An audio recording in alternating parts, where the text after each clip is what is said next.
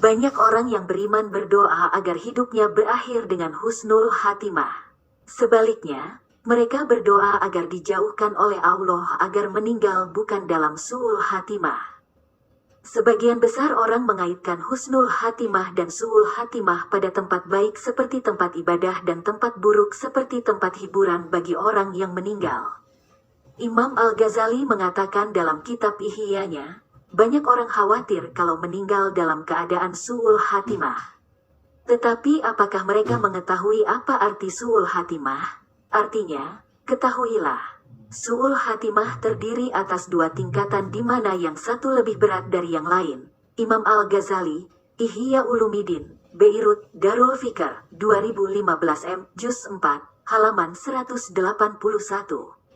1. Tingkatan su'ul khatimah berat yang menakutkan adalah munculnya keraguan atau bahkan pengingkaran, kekufuran, yang dominan menguasai hati seseorang saat sakaratul maut.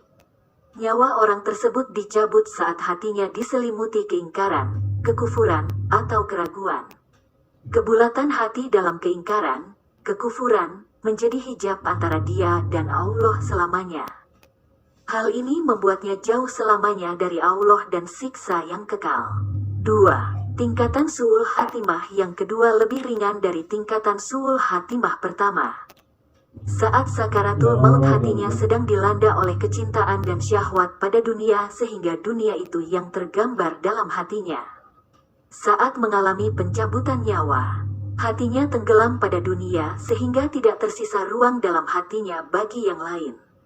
Berbarengan dengan itu nyawanya dicabut oleh malaikat. Hatinya tenggelam dalam dunia. Demikian juga kepala dan wajahnya yang menghadap dunia. Baca juga pentingnya gapai husnul khatimah. Imam Al-Ghazali menambahkan, ketika hatinya berpaling dari Allah muncullah di sana hijab. Ketika ada hijab, siksa pun turun kepadanya karena api siksanya hanya membakar orang-orang yang terhijab. Adapun kepada orang beriman yang hatinya selamat dari cinta pada dunia dan membulatkan perhatiannya kepada Allah, api berkata, "Lewatlah wahai orang yang beriman karena cahaya keimananmu telah memadamkan jilatan apiku." Imam Al-Ghazali menambahkan, seseorang akan menemui bahaya ketika nyawanya dicabut saat hatinya tersandera oleh dunia karena seseorang akan meninggal sesuai kehidupannya.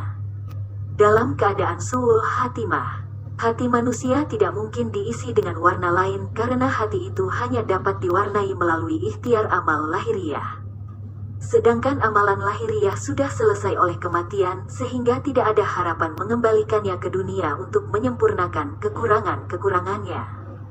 Saat su'ul khatimah seseorang hanya memiliki penyesalan yang tidak berguna. Imam Az-Zabidi, Itafus Sadatil Mutakin bi Syarhi Ihya Ulumuddin, Beirut, Muassasatul Tarikh Al-Arabi, 1994 m, 1414 h. Juz IX, halaman 234.